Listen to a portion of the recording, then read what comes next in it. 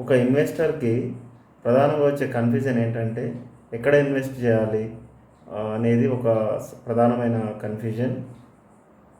దీనికి ఏంటంటే ఒక ఇన్వెస్టర్ యొక్క ఇన్వెస్ట్మెంట్ వాల్యూ అనేది ఎంత, తన దగ్గర ఉన్నటువంటి లిక్విడ్ క్యాష్ అనేది ఎంత ఉంది అనేది చూసుకొని ఆ యొక్క క్యాష్కి ఎంత అయితే బడ్జెట్ ఉందో ఆ బడ్జెట్లో హైదరాబాద్ సరౌండింగ్లో సరే ఎంత దూరం వెళ్ళినప్పటికీ ఎంత అయితే ల్యాండ్ వస్తుందో ఆ ల్యాండ్ పైన ఇన్వెస్ట్ చేయడం అనేది బెటర్.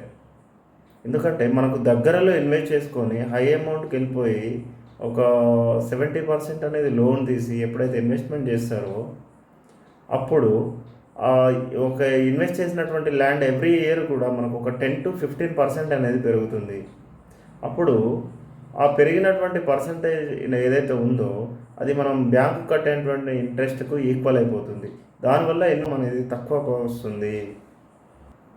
కనుక తన బడ్జెట్ ఏదైతే ఉంటుందో ఆ బడ్జెట్లోనే ప్లాట్ కొనుక్కొని ఎంత దూరంలో కొనుక్కున్నప్పటికీ అది ఎటువంటి ఇంట్రెస్ట్ ఉండదు. కనుక తనకు ఎవ్రీ ఇయర్ ఒక 15-20% అయితే ఖచ్చితంగా మనకు అది లాభం అనేది వస్తుంది. కాబట్టి బడ్జెట్ ఏదైతే ఉంటుందో బడ్జెట్లోనే ప్లాట్ కొనుక్కోవడం ఒక బెటర్గా చెప్పుకోవచ్చు. ఈ ప్లాన్ ఏదైతే ఉందో ఇది హౌస్ విషయంలో వర్తించదు. ఎందుకంటే హౌస్ ప్లాన్ అనేది అది డిఫరెంట్. దాని మీద మనం రెంట్ వచ్చే విధంగా మనం దాన్ని ప్లాన్ చేసుకుంటాం కాబట్టి అది వర్తించదు.